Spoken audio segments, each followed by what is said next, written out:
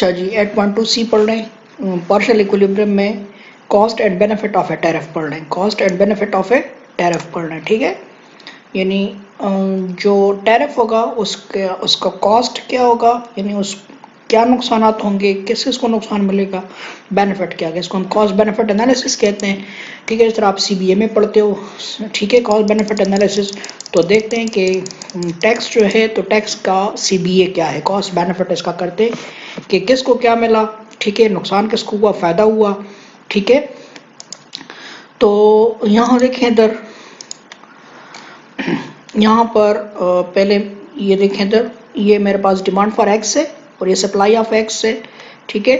तो पहले आपको मैंने कंज्यूमर सरप्लस का बता दिया कि कंज्यूमर सरप्लस कितना है।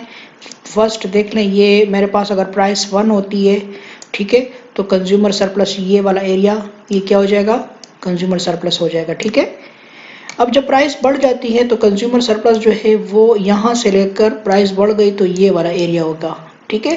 तो जाहिर बात है ये वाला एरिया जो है, ये वाला एरिया जो है, ये मेरे पास क्या रह गया, डिक्रीज इन कंज्यूमर सरप्लस। ये वाला एरिया जो है ये decrease in consumer surplus, decrease हो गई, ठीक है।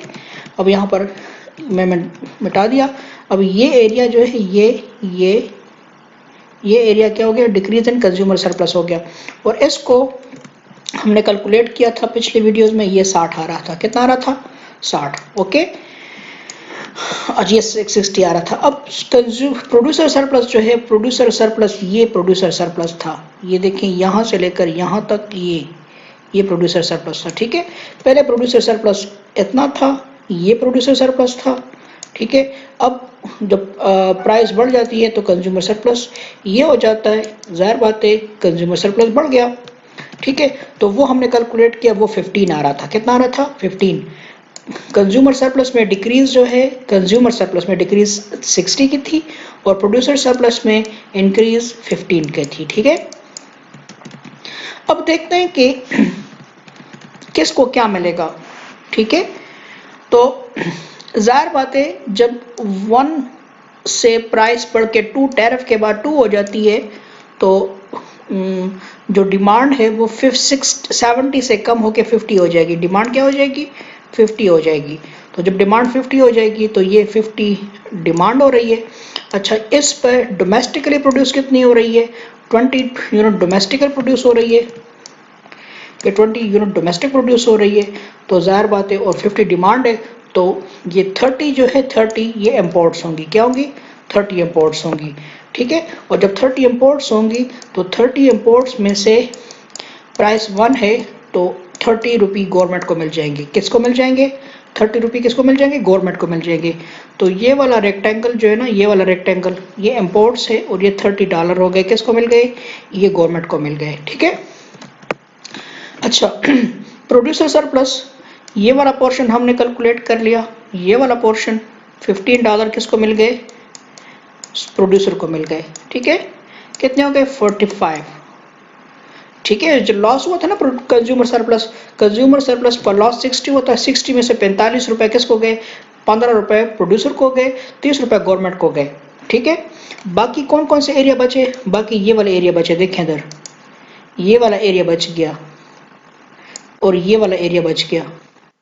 इसको कैलकुलेट कर लो तो इसको यहाँ से 50 से लेकर 70 तक कितना आ गया, डिफरेंस कितना है, ये डिफरेंस है 20 और वेट 1 है, तो एक को 20 से मल्टीप्लाई करो 20, और चूंकि ये रेक्टेंगल है तो डिवाइड बाय 2 कर लो, तो इसका एरिया कितना आ जाएगा, 10। तो ये 10 या ये हो गया, ये एरिया हो गया, ठीक है। और अब ये एरिया मालूम कर लो, ठीक है। ये एरिया कितना आ जाएगा, इसकी लेंथ 1 है, वेट कितनी है, 10 से 20 तो 10 हो गया, ठीक है। चूंकि ये ट्रायंगल है, डिवाइड बाय 2 कर लो तो ये क्या आ जाएगा, 5, ठीक है।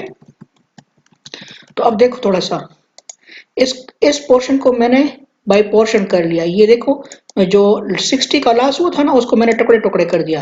ये देखिए, ये 4 टुकड़े हो गए। ए वाला टुकड़ा 15 हो गया, बी वाला टुकड़ा 5 हो गया, 30 वाला टुकड़ा, सी वाला टुकड़ा 30 हो गया और ये 10 हो गया। ये चारों टुकड़े इकट्ठे कर लो तो आपको 60 मिलेगा। क्या मिलेगा, 60 में से 45 रुपए तो गए कि किसको, 30 रुपए गए गवर्नमेंट को, 15 रुपए गए प्रोड्यूसर को, बाकी ये 15 ये वाला हिस्सा और ये वाला हिस्सा ये किधर गया, ये इसको हम कहते हैं इकोनॉमिक्स की जुबान में डेड वेट लॉस।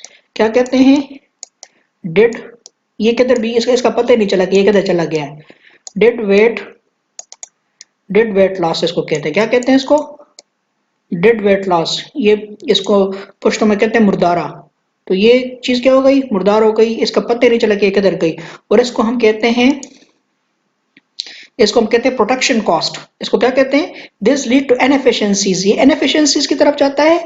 और प्रोटेक्शन कॉस्ट, इसको डेड वेट लॉस कहते हैं। क्या कहते हैं, डेड वेट लॉस। जब भी टैरिफ लगाया जाएगा तो टैरिफ में प्रोड्यूसर को भी फायदा मिलेगा, गवर्नमेंट को भी फायदा मिलेगा, और इसमें नुकसान जो होगा वो कंज्यूमर को मिल जाएगा।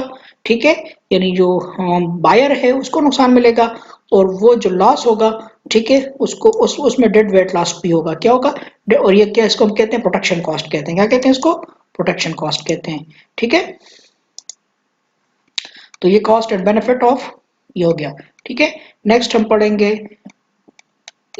पढ़ेंगे द थ्योरी ऑफ टैरिफ। ठीक है।